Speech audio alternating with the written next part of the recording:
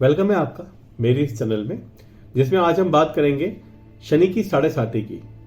तो साढ़े साती ऐसी चीज है जिसको दुनिया में इसने हर किसी को परेशान किया है। ऐसा कोई व्यक्ति नहीं है इस ब्रह्मांड में जिसको साढ़े साती ने परेशान ना किया हो। तो क्या है ये शनि की साढ़े साती, और हम इससे अपने आप को कैसे, इसके प्रभाव से हम अपने आप को कैसे बचा सकते हैं, और ऐसी कोई रेमेडी अवेलेबल है भी या नहीं, इस पूरे को हम जानेंगे इस वीडियो में।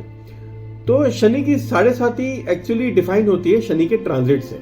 तो हमें पता है कि सारे जो प्लैनेट हैं एस्ट्रोलॉजी में, प्लैनेट्स एस्ट्रोलॉजी आप ना भी कहें, बट गैलेक्सी में जो प्लैनेट्स हैं वो एक ट्रांजिट, वो एक मूवमेंट में, अर्थ भी मूवमेंट कर रहा है, मून भी मूवमेंट कर रहा है, सन भी मूवमेंट कर रहा है, सैटर्न, हर कोई मूवमेंट कर रहा है। तो हम एस्ट्रोलॉजी में ये मानते हैं, ये बताते हैं कि हर प्लैनेट जो होता है वो एक पर्टिकुलर नक्षत्र में, एक पर्टिकुलर साइन में ट्रांजिट हॉपिंग करता रहता है। आप ऐसे मान के चलो ये एक स्टेशन है कि आप दिल्ली से अगर बॉम्बे जा रहे हो तो बीच में जयपुर आएगा, ठीक है, तो वो एक स्टेशन है।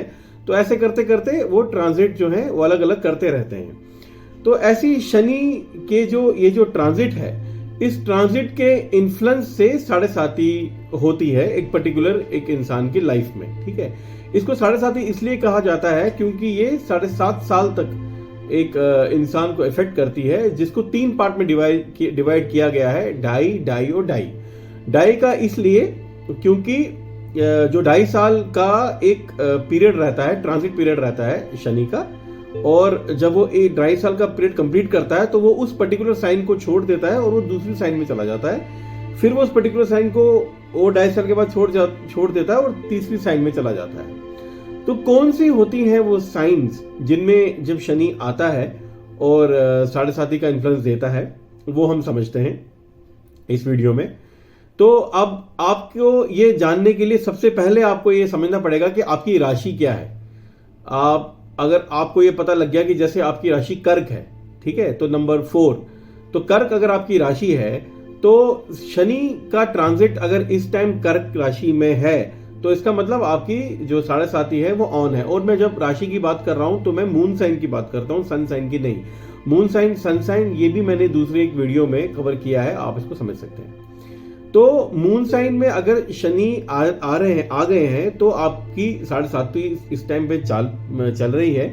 अब वो आपको कैसे इफेक्ट करेगी, मतलब मेंटली करेगी, हेल्थ वाइज करेगी, जॉब में करेगी, फैमिली में करेगी, ये आपको आपके हॉरोस्कोप से देखना पड़ेगा कि आपके कौन से हाउस में वो बैठा है, कौन से हाउस को दृष्टि दे रहा है, एस्पेक्ट कहां से है। लेकिन साढ़े साती आपकी ऑन है, ठीक है। अब आप बोलोगे कि ट्रांजिट तो 2.5 साल में फिर खत्म हो जाना चाहिए, तो 7.5 क्यों बोला फिर आपने?